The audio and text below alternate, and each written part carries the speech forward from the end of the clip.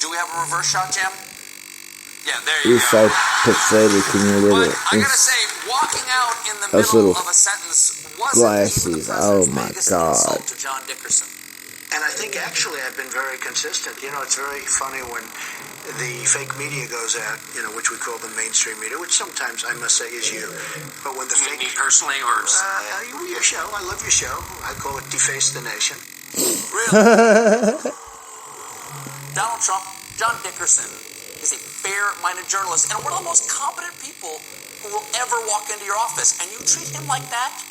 Now, John Dickerson has way too much dignity to trade insults with the President of the United States to his face. But I, sir, am no John Dickerson.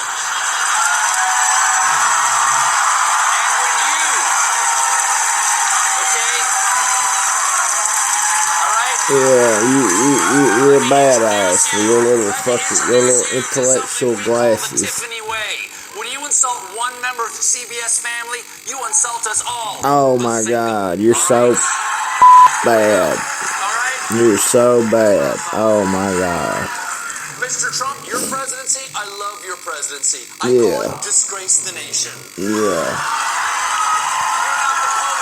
You're the bloatus. You're the glutton with the button. You're a regular Gorge Washington. You're the president, but you're turning into a real prick-tater. Sir, you attract more skinheads than free Rogaine. You have more people marching against you. Oh, with your little You teleprompter. talk like a sign language gorilla who got hit in the head. In fact, the only thing your mouth is good for is being Vladimir Putin's holster.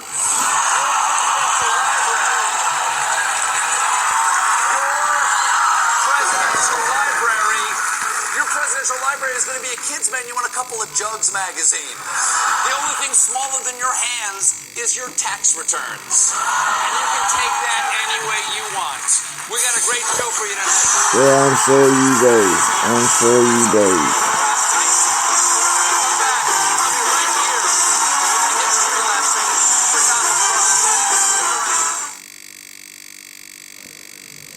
Man,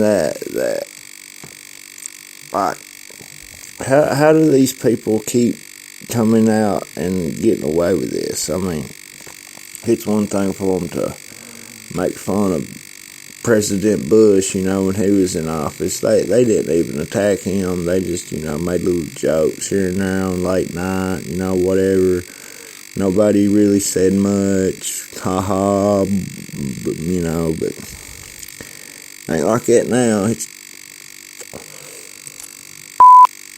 got real. Yeah. Got very real. I don't know. I don't know about them.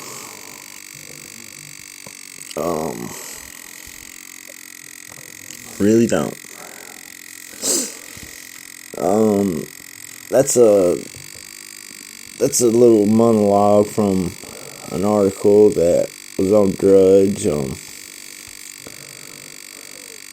I saw it and I had to watch it. That was just a 4-minute piece of it. The whole thing actually lasted 12 minutes. Says he began by addressing Trump's rally in Pennsylvania over the weekend and the handful of interviews he gathered, singling in on the interaction with Face the Nation with John Dickerson. Yeah. Stephen Colbert is a tough guy, let me tell you.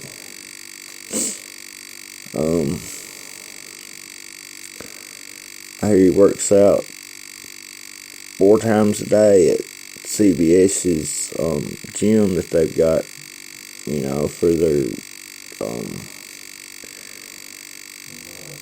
employees, if you want to call them that. They're more like little spies or whatever. Don't even care. Let's move along and see if we can find anything else interesting going on in the world.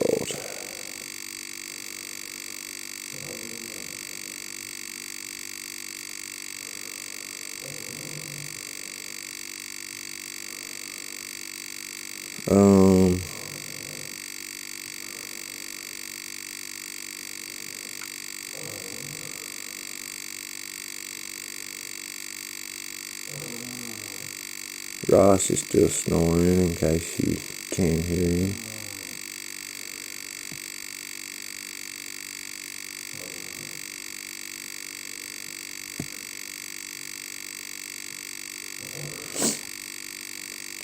Okay, here's an article. Francis Le Pen says best place to face new world of Trump and Putin. Article by Simon Shirai, Ingrid Mellinger, and Johnny Cotton. Paris, Reuters. Far-right presidential candidate Marine Le Pen said on Tuesday she was better placed than her rival, centralist Emmanuel Macron, to defend France's interest in what she called the new world of U.S. President Donald Trump and Russia's Vladimir Putin. Le Pen, who rails against, quote, uncontrolled globalization, end quote, hopes to channel the same nationalist, anti-establishment sentiment that propelled Trump to the White House and spurred Britain's vote to leave the European Union and become the first woman to lead France.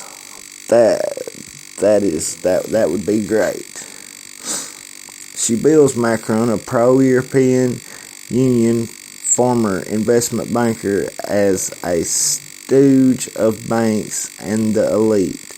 Quote, I think I'm best placed to talk to this new world that's emerging, to talk to the Russia of Putin, to the United States of Trump, to talk to Britain of Prime Minister Theresa May, to talk to India of Prime Minister Narendra Modi. She said in an interview. I'm so sorry for slaughtering these foreign names I'm very unfamiliar with.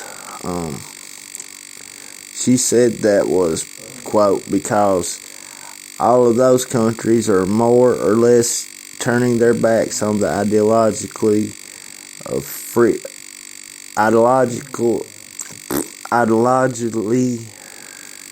free trade, of competition, of undermining social protection.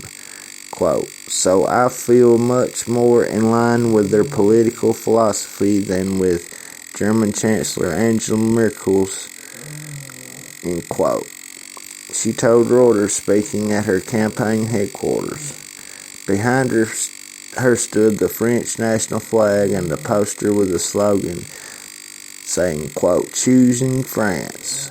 Despite the Brexit vote, Britain says it will remain a defender of free trade. Trump has said he wants trade deals to work for the United States. Le Pen goes into Sunday's decisive runoff, the clear underdog according to the opinion polls, while her policies of economic nationalism and stinging anti-EU rhetoric strike a chord among workers in low-income areas. She struggles for support in France's main cities. Macron calls her a demagogue and an heiress raised in a chateau with no experience outside far-right politics. The winner of the second round will lead a core member of the European Union and the NATO alliance, a parliament member of the United Nations Secretary Council, and the Eurozone's second largest economy. That's what she thought of the hurdles Trump had faced in the first 100 days of office, including his failure to push a repeal and replacement of Obamacare through Congress, a core campaign promise, she said. Quote, it shows the establishment exists and it's trying to fight against the democratic result of the people. You can see the part of the system is uniting to stop Donald Trump from putting in place the measures which were chosen by the people, end quote. Asked about Trump's boast in 2005 video about grabbing women by the genitals, she said, quote, "It's true his comments were worthy of criticism, but they were private comments.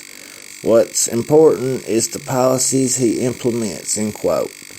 She also said, "I don't think that he's implementing policies which aim to roll back rights of women," she added.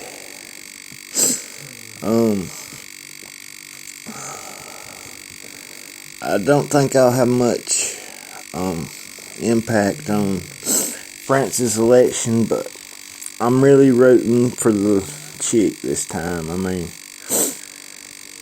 she's up against a former Rothschild banker. He represents the left. He represents George Soros. He represents bringing more Muslims in. He represents staying in the EU.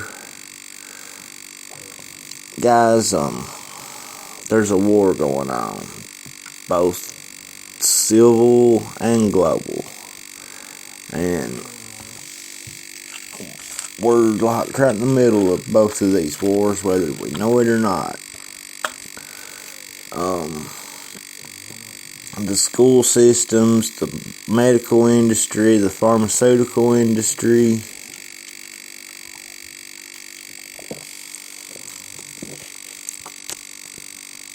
the FDA, the food industry, everything. And these corporations, they don't give us small people a chance. We'll be right back.